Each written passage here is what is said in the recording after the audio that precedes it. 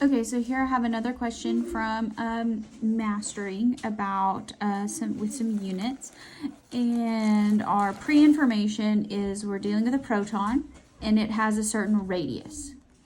And we know what its mass is, and we want to know the density.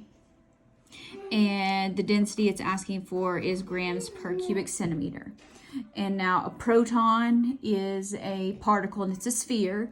So we don't have the actual volume, all we have is the radius, but it gives us the formula for how to find the volume.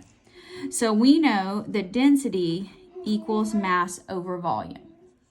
So there's two ways to work this problem. What most people will do is do this as 2 steps, but that's not what I do.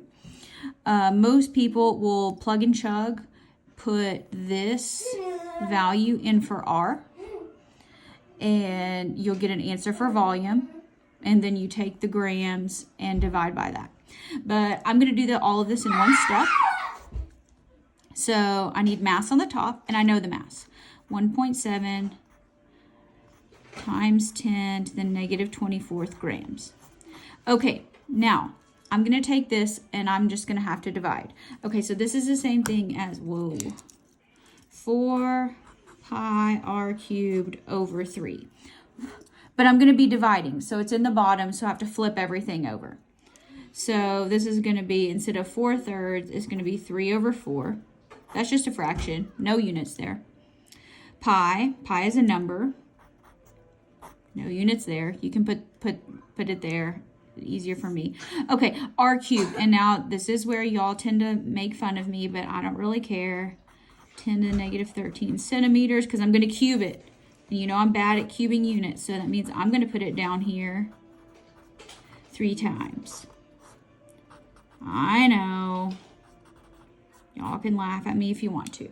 Okay, so now look, grams in the top and 1, 2, 3 centimeters in the bottom. So that's going to be grams over cubic centimeters. All right. Hopefully I can get this to work on this calculator.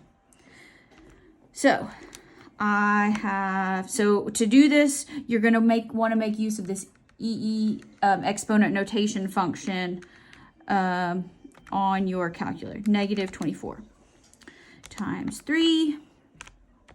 Okay, that's it. Divide by 4. Divide by pi. All right, now we need to divide by 1 times 10 to the negative 13 is just 10 to the negative 13. So, oh dear. Divided by 10 to the negative 13. Now do it again. Divided by 10 to the negative 13. Now I need to do it one more time. Divided by 10, that's an E, 10 to the negative 13. Okay, so I got a really, really big number. All right, so we get 2 significant figures here. So let's round this. So I'm going to round this to 4. There's my second one. The next one's a 5, so we need to round up. So 4.1 times 10 to the 14th grams per cubic centimeter. That's a lot in a tiny little bit.